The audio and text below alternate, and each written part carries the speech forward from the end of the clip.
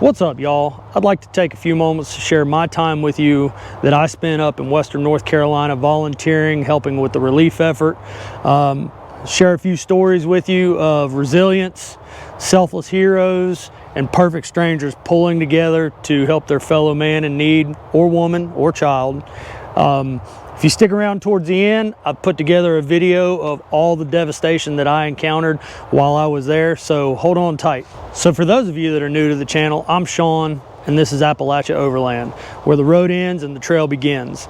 And me and my buddy Jake, we just put this channel together, and he and I will be doing all kinds of off-road content, how-tos, parts replacements, upgrades, all that kind of stuff. So thank you guys for watching and tuning in. We do have some cool content coming at you. Me and the family, we were on a cruise, and we were actually headed back to port when the call came over the intercom system and said that they were going to have to slow the ship down because little did we know that there was a hurricane, because we didn't have service. And so they said we're gonna have to slow the ship down to let this hurricane pass and go on up.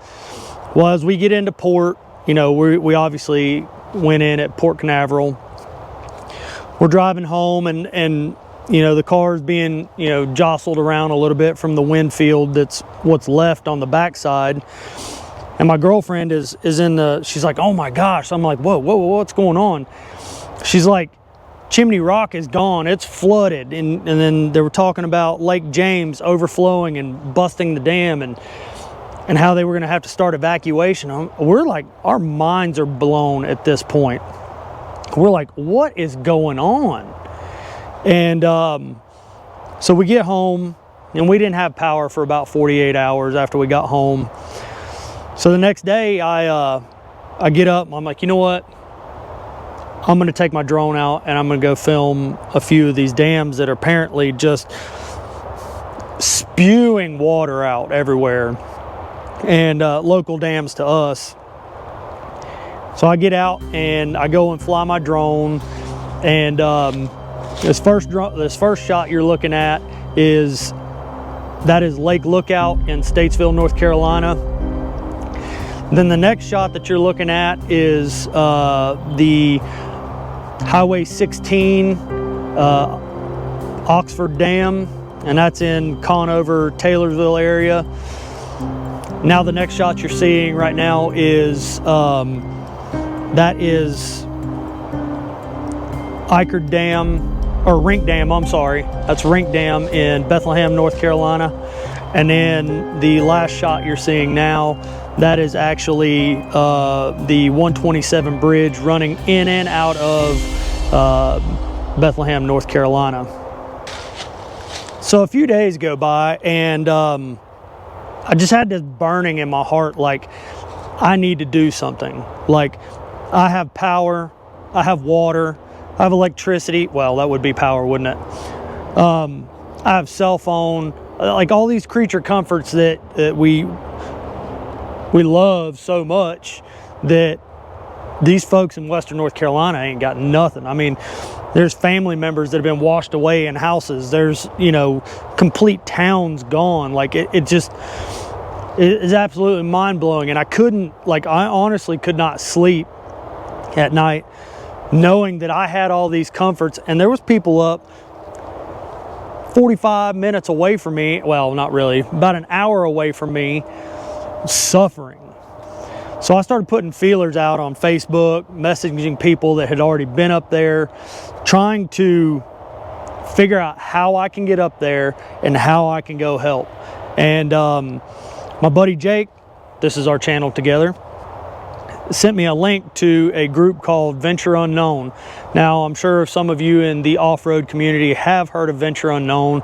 They are a fantastic group that they donate to charities, they put on group rides, they do stuff like sweeping the Southeast, where everybody goes on a ride. They cleaned up 100,000 pounds off of trails, 11 states with 11 different chapters pulling together to do all this, to just keep these trails that we love clean, so that the next generation can enjoy them just as much as we do. So I filled out the intake form, and about a week went by, and nobody hit me up, and I was almost to the point of just hopping in the Jeep and rolling up there and being one of those people that desperately wanted to help but was like with no direction, was just kind of fumbling around, and ended up, I don't want to say being in the way, but they just really weren't in an organized fashion. Right the day before I was getting ready to just say screw it and leave, somebody from Venture Unknown emailed me and said, "Are you still able to come?" And I said, "Absolutely. Tell me where and when." They sent me a GPX file, which prior to this, I had never used Onyx, which, by the way, if you haven't ever used Onyx, it's an awesome app. You can track, you can create routes, you can just do all kinds of stuff, and it keeps your progress to where you can see where you've been, and just all kinds of just cool features that I really haven't even dove into yet.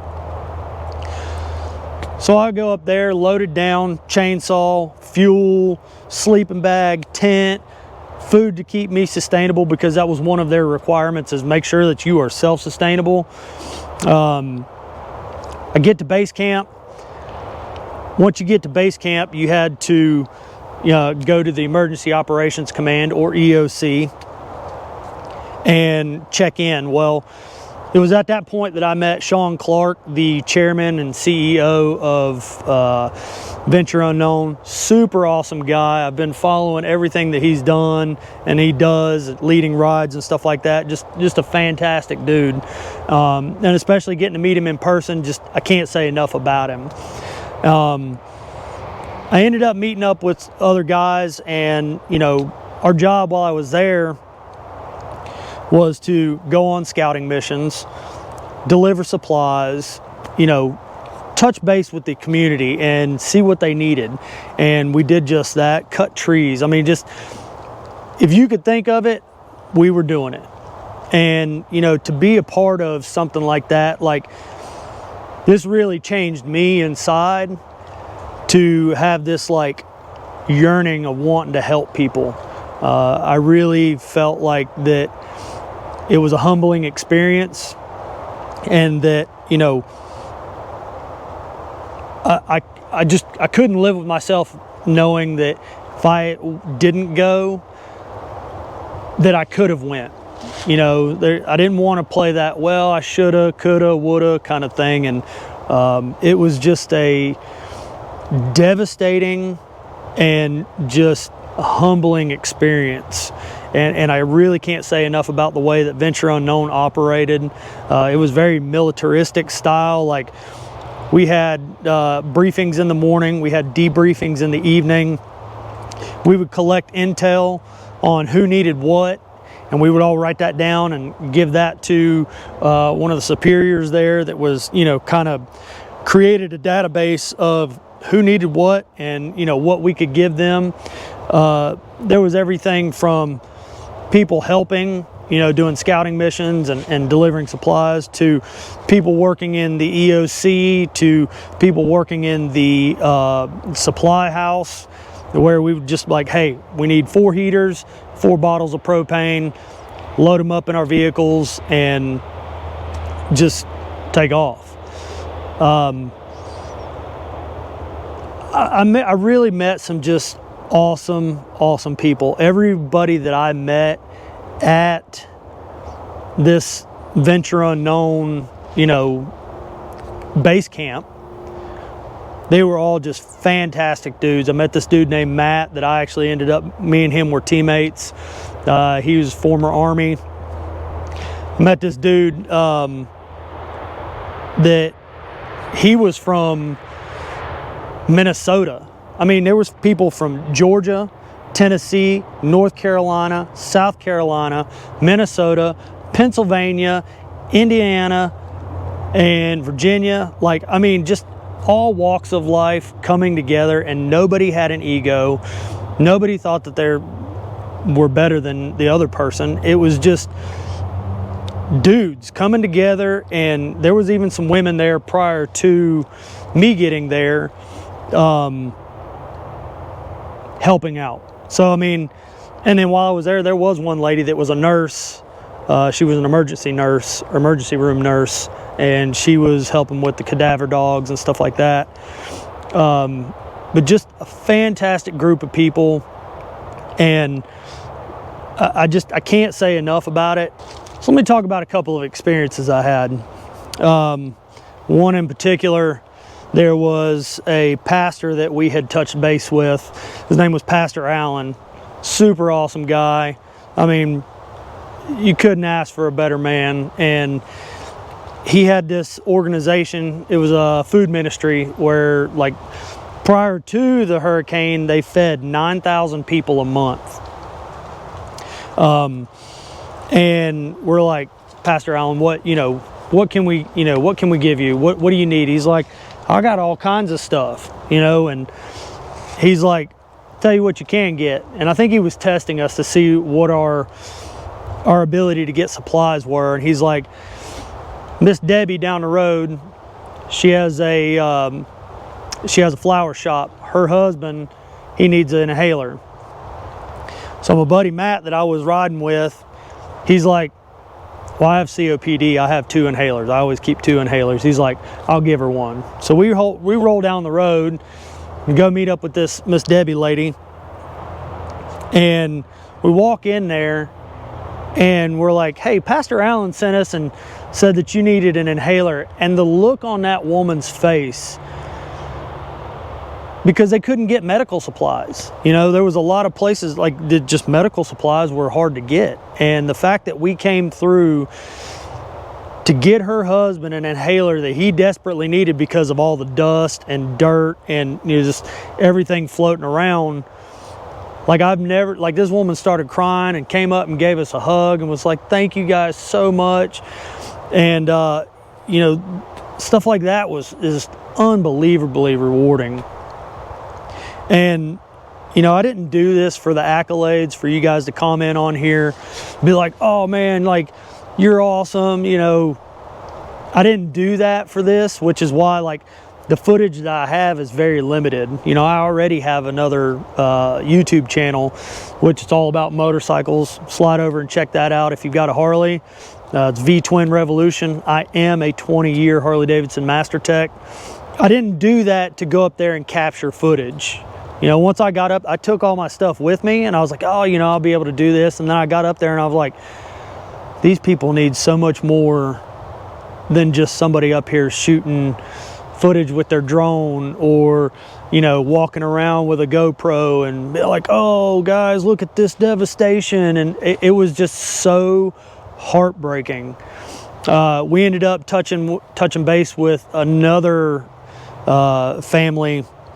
This lady was walking a good quarter mile from her house across a steel I-beam that had washed her bridge away just to get out to the road so that they could get out and get, supplies and stuff. And we ended up sourcing a footbridge and so that these folks could get in and out. And like, to be able to be a part of that, like, I cannot even stress to you what it was like and the things that I saw and like how inside, like, I will probably never be the same. And it was just it wild. I mean, roads washed out. I mean, gone down the mountain. The side of hills, just mountains washed down, like trees snapped off like they're, toothpicks. It was just mind-blowing at the amount of devastation that I saw. My only regret was I couldn't give more time. I spent 4 days up there and it just felt like it wasn't enough. And there's still so much work up there to be done. I mean, it's going to be decades before Western North Carolina is back to its, some semblance of normalcy. And I don't know. Like, it messes with you to see like all these folks that just lost everything. You know, we get in our vehicles, we go home to a house where our family's at, and like some of those folks just don't have any of that left. Some of them don't have any family left. My pastor at church, he was telling a story that one of the other guys had came back and told him there was a family of 11, an entire generations gone, just washed away, every one of them dead. And like, to even think about that, like, it's sad. So I went up there and I gave my time, my sweat, my blood, and my tears for these people that were my neighbors, in a place that I love to go and visit and tour and, you know, get on my motorcycle or get on my Jeep and go four-wheeling. So have you guys heard of Venture Unknown?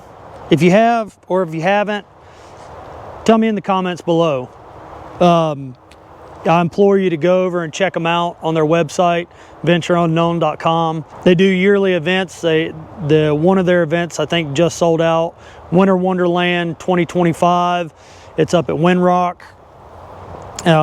From what I understand, it's a super cool event, and they just really put on some awesome trail rides together. And they do things like sweeping the Southeast. 10% of all their ticket sales go to the charities and stuff that they work with. Just a wonderful foundation and an awesome group to work for. Guys, I told you that if you stuck around to the end that I put a little video together. I can't put into words and stress to you enough that the images and the video that you're about to see just don't even come close. It doesn't. Like, seeing this stuff in person is just like, it's unbelievable. But thank you for watching, guys. If you enjoyed this, hit that like button, subscribe, the bell notification, so you know that when Jake and I are putting out new content. And you know, we really appreciate this, and we'll catch you on the next one.